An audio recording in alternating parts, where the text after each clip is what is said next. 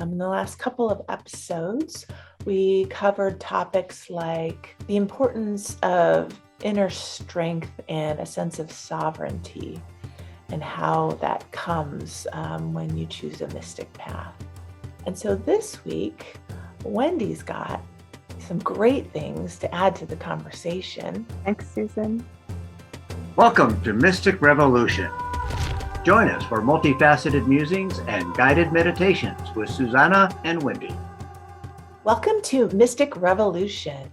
Before we get started, we like to do a little meditation so that people can get grounded and kind of get tuned in. So if you'd like to join us, just take a moment and close your eyes. And let's take a nice deep breath in and out. And see if you can allow yourself to drop in. Drop out of your headspace, any thoughts or chatter or energy from the day, and drop down, deep down in your heart. And let's just take a nice deep breath into our heart space.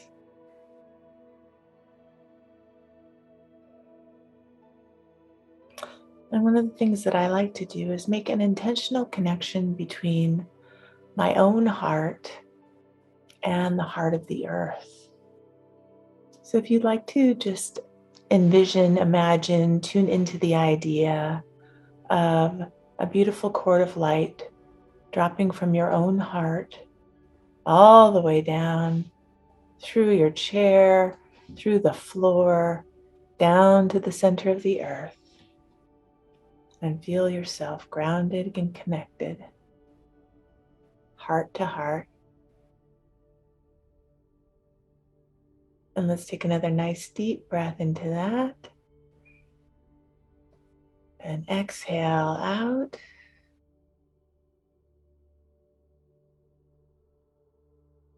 And when you feel ready, you can open your eyes. And so, welcome to this next episode of Mystic Revolution. I'm Susana Dumett, and my co-host is Wendy R. Wolf. And we are continuing the conversation of why mystics matter. And so this week, Wendy's got some great things to add to the conversation. Lots of Thanks, good stuff. Susan. So I'm just going to hand it over to Wendy. Wendy. Yes, and I'm coming from a whole different, perspective. So some of this will overlap.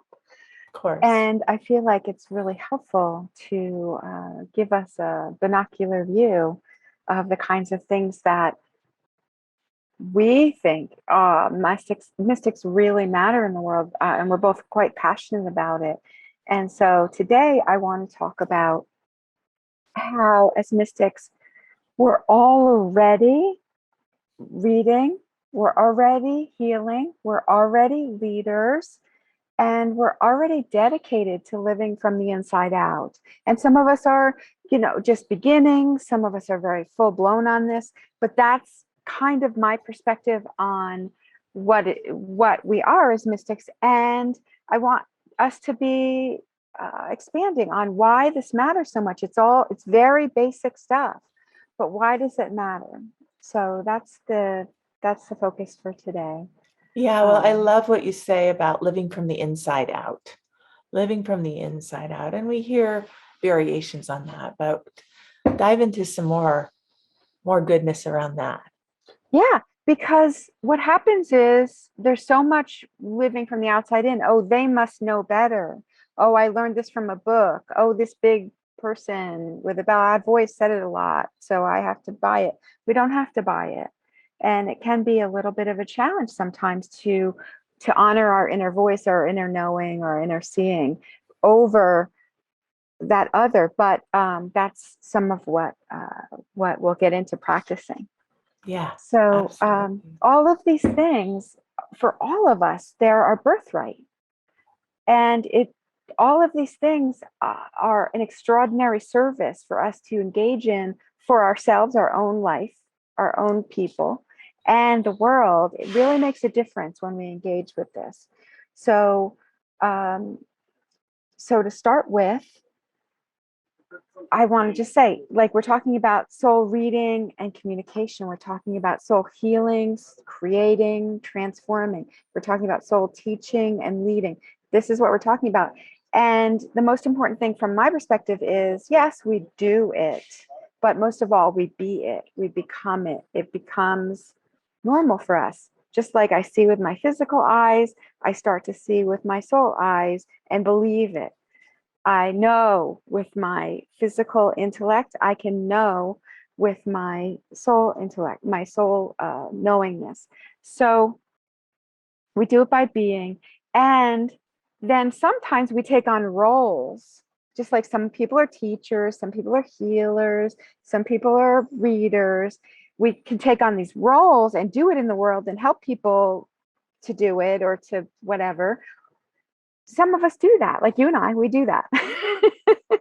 But some people just take these capacities into the world and do it as nurses, as mothers, as CEOs, to take all these capacities and leverage that into the world. It's just as valid. I just want to say it's just as valid to do it in our day job as doing it like as a little healer on the hill or whatever. A little lady at the end of the cove with some herbs. It's just as valid either way. It just might not be as recognized. Yeah, So, well, yeah. I think, I mean, if it's okay if I interject a thing, Please. I mean, one of the things with this conversation and this show is allowing the mystic to be more normalized so that, you know, the corporate leader, the teacher, you know, feels more comfortable in allowing some of the mystic sensibilities to work for them in whatever capacity they're working. And so, yeah, being a mystic doesn't necessarily mean you have put out a website and say you're a mystic. Right.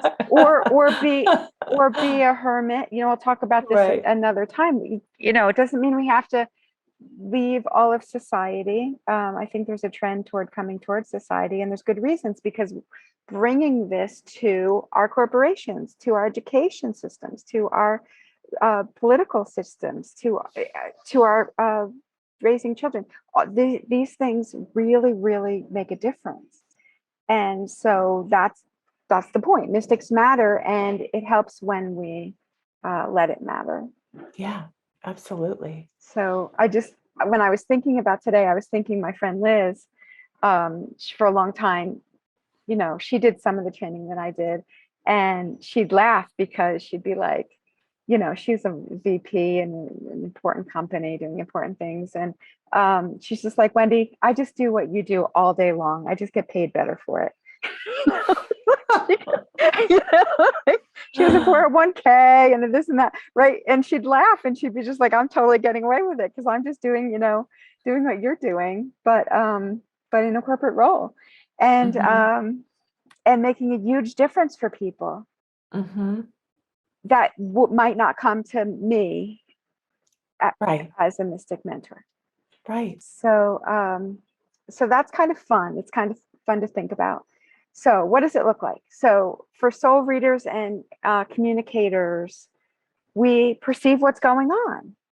And I think even people who don't think of themselves as psychics or mystics or soul readers or clairvoyants or whatever, many of us, we have deja vu moments, or we have insights, or I know my honey, who's like not woo woo, he talks all the time about like picking up the vibe in the room, you know, like doing a vibe sweep. Oh, this is not, you know, this subject is tanking. We got to change the tune. I believe we all have this. It's just, can we turn it up? Can we notice it? Can we validate it? Right. So it looks like our everyday life. And then there's other information besides the 5 senses, or the however many senses that we have on the physical. There's whole nother sets of information coming through.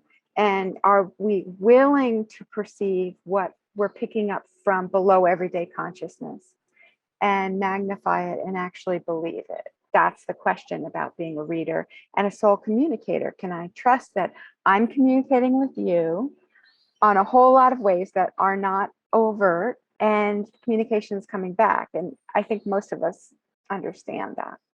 Yeah, absolutely. And the beauty of it is there's so many things. I mean, obviously we know this, but so many things to tune into beyond what's just right in front of your face that really tell a story about the person or a situation. And those things are so invaluable when, you're doing mediation, or you're trying to solve a problem, or you're trying to lead a movement that goes beyond, but also really works really well with things like data and logical steps.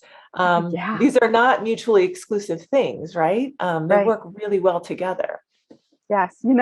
One of the first times when I look back, like I have I've been a very strong empath since I can remember, and I've gotten a lot of information. But as an adult, the first time I felt like besides a lot of spiritual stuff, but in everyday life, when I felt like this information helped me, I was at a game party with a bunch of computer scientists, like big-headed, super logical. And we were all, playing all different games. And I was playing Clue, which I haven't played since I was little. And like playing with people, I'm just like, dude, these people are going to outlogic me in a second. And then all of a sudden I'm looking and I'm just like, I know the answer. I know it was like Professor whatever in the dining room with the candlestick or whatever it was. I was like, I know this is the answer. I don't know how I know, but I know. And then I did the logic backwards. I'm just like, all right, let me prove it. How, can I prove it? And I did. And I won. Oh, that's amazing. Right? Like Yeah. that's an everyday thing that I can come for the first time to this new social situation and like get the information I need to play. Yeah. Absolutely. So, yeah, and it doesn't happen every minute. I've also played cards with some friends and it gets very interesting in energy. It's like people are lying energetically as well as telling the truth, like playing poker and stuff. It's pretty fun. Yeah. Just to pay attention and be just like, was I seeing clearly or not? Right. So, yeah. Yeah. So can we perceive what is? Can we perceive what was and get so informed by it? And also we can start to see what's coming, and not to predict the future, but like we can pick up the momentum. We can pick up what's happening and start to notice. And back in college, early college, I got this great quote by Ezra Pound. And I store it as, artists are antennae. Artists are seeing what's coming. Yeah. And can we pay attention? And Ezra thought not. He said, I looked it up today, and he said, artists are the antennae of the race, but the bullet-headed many will never learn to trust the great artists. Right. Right. We don't like to listen.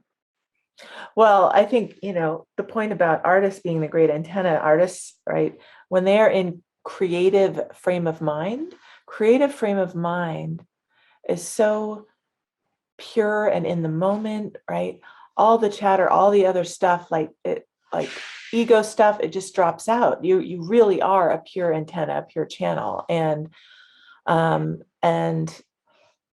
that's where visionary ideas, visionary projects, visionary thinking comes in. And I guess that goes to the idea that we all get to be artists in life and in our own life and in the greater world. And we need to give a lot more credibility to artists, I would say. Yeah.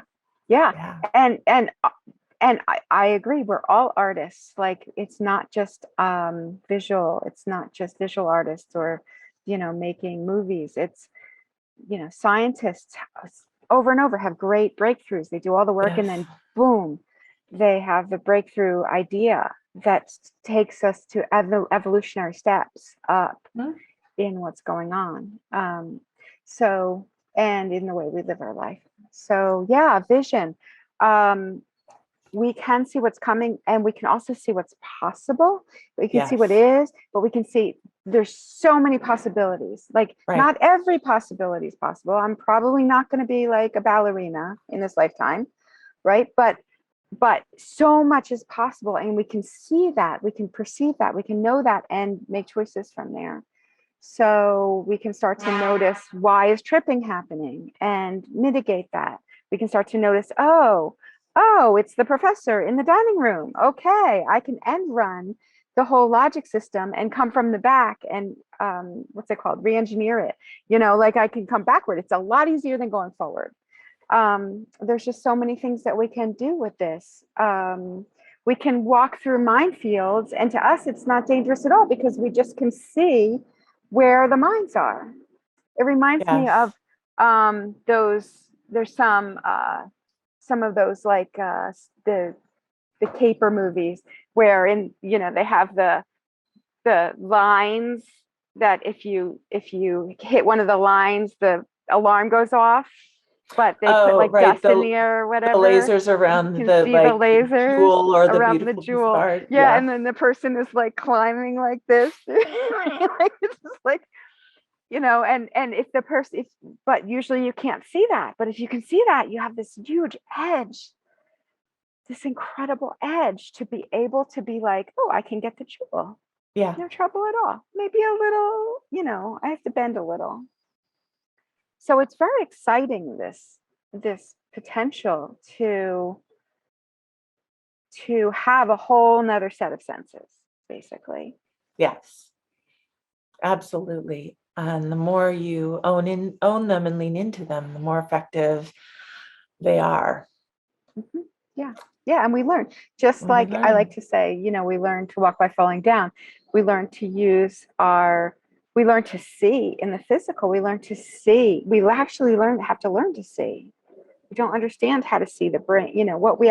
It's a complicated system.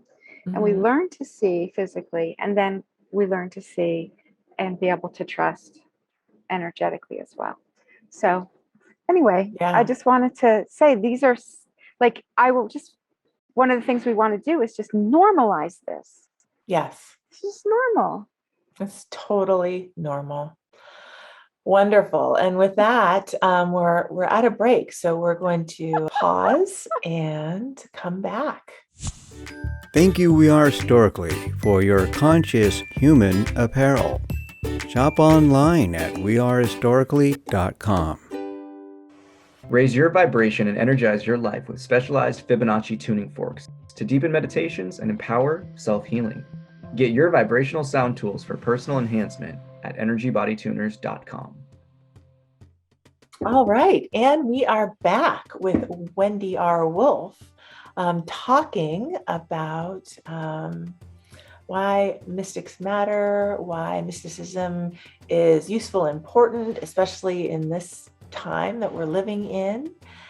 And she really broke down some great things for us in the first part of this episode.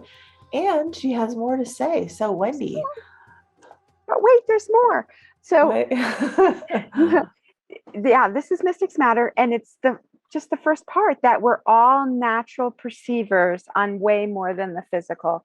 And so I just want to bring out a couple other everyday ideas. There's this thing in bodies called proprioception, where we actually know where the edge of our body is, which comes in handy when like walking around and not hitting my hip on the table or whatever, or knocking over the glass, to actually know where my body is. And it's so fascinating because as we've developed, it gets bigger. So like we develop a proprioception where our car is, so that we can just like swing into the parking space and not think about it too much. We know where the edge of the car is if we have to actually think about it and pay attention, we'd be inching into the space every single time. Right. And since I just recently started driving an RV for the first time in 20 years, and it's a different one, like I have to pay special attention. And the first week I was like full attention, but now I'm starting to, just do. I don't have like half attention. I'm starting to know where my greater body is. This is just a physical capacity that humans have, although it's pretty magical, I must Yes. say. Yeah. I have to say. Mhm. And so there's that. And then I know from talking to a friend of mine and also reading some other people, when a basketball team practices for a while together, the really good players, they start to know not just where they are in the court and what's going on in the court, but where their team is. They know where their team members are, even if they can't see them, and where Right. they're going to be Right. without looking. Yeah. And this is, again, you can explain this on the physical, but it becomes like an intuitive thing. I just know that person's behind me. They're going to be over here. I'm throwing the ball now. What were you going to say, Susan? Well, I mean, that is intuition, and it's there again because, right, we're so in the moment, so in the very moment, that all the other stuff doesn't have an effect on what we are knowing and sensing and tuning into. Yes. And Yes. that from the inside out. Inside, I know, right? My Yes. teammate is behind me and I can make a move. I'm awkwardly talking about sports, but right. We do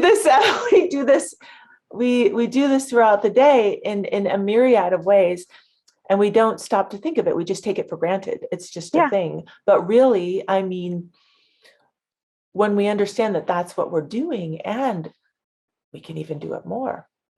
Yeah. And we can intentionally apply it to things like, yes. Yeah.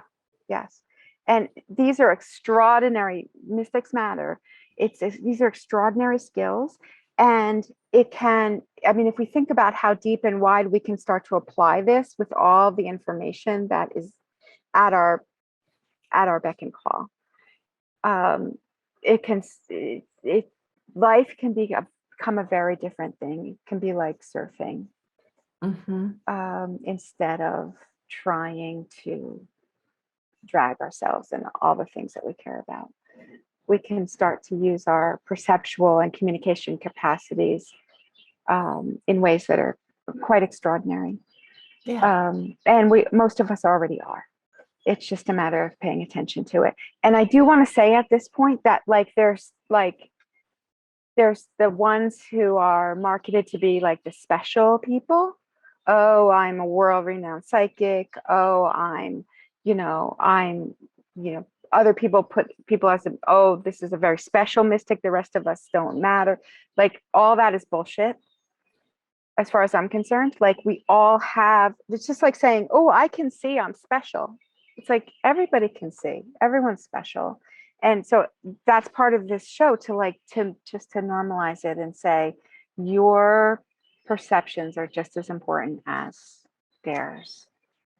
Absolutely. Yeah. And I think that's really important as people are, growing whatever life they want, that ultimately we ourselves are the creators, are the masters. We're the only ones that can truly know the truth about what's going on within us and around us. And so I think it helps sometimes to have people who are maybe have been immersed in mysticism and studying it and talking about it and playing with it in their lives a little bit longer as guides or as just information. But I don't want to sound like I'm a soapbox, but I think there's just a tendency for people to sort of give away their power to those that kind of define themselves as I don't know, knowing more or being more or something. Right. And it's a really hard balance, because on the other hand, we can develop these capacities and we can get more clear, and we can learn to see from different perspectives. And there's not anything to learn. Right. But the learning it's kind of like, people who have great musical ability. Some people have great musical ability. Well, okay, so they can go and, hang out and play and sing and play instruments, pick them up. And I mean, I know people, they just pick up new instruments and start playing them. It's like, oh my God, right? But if they actually practiced and got some coaching and, learned more, then they'd become they'd become genius. And so more refined. So it's like, it does help to have some experience, etc. And Absolutely. It's really important just to own our own. Both. Awesome. So all these things, this is our birthright. And as I said in the beginning, and all these capacities to perceive can be extraordinary service to our soul, our body, our life, our world, our relationships, etc. Our career, the impact it may make, and is such a value to everyone else in our field and in our world. Mystics matter. And I'm hoping in the next shows that we'll go into more about mystics matter, and talk about the things that I said we'd get to, like the healers and the leaders, etc. Yeah. Well, we will for sure. All right. So we're going to bring this episode, I guess, to a close. And as we like to open every episode with a meditation, we'll just close with a little one too. So let's go ahead, and if you feel like it, go ahead and close your eyes. And let's take another deep breath in and out. And with all the information and ideas and maybe visions that this conversation may have brought into your field, into our field, just allow yourself to take in what aligns and leave the rest behind. And you don't even have to get specific about it and get into all the little nuts and bolts of what was said. Just know in your heart that what aligns with your heart will be there, and that which isn't for you will just dissolve away. And let's go ahead and just remember our heart and its connection down to the heart of the earth. Let's take one more nice deep breath in and out. And when you feel ready, you can open your eyes. Do a little shake. Do a little shake. We're so happy that you joined us. Thank you so much. And we will see you at the next episode of Mystic Revolution. And that concludes this portion of Mystic Revolution. Thank you for watching.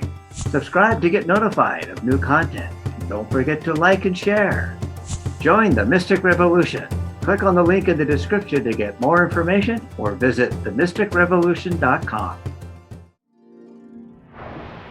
Another creative art production by Retro Earth Studio.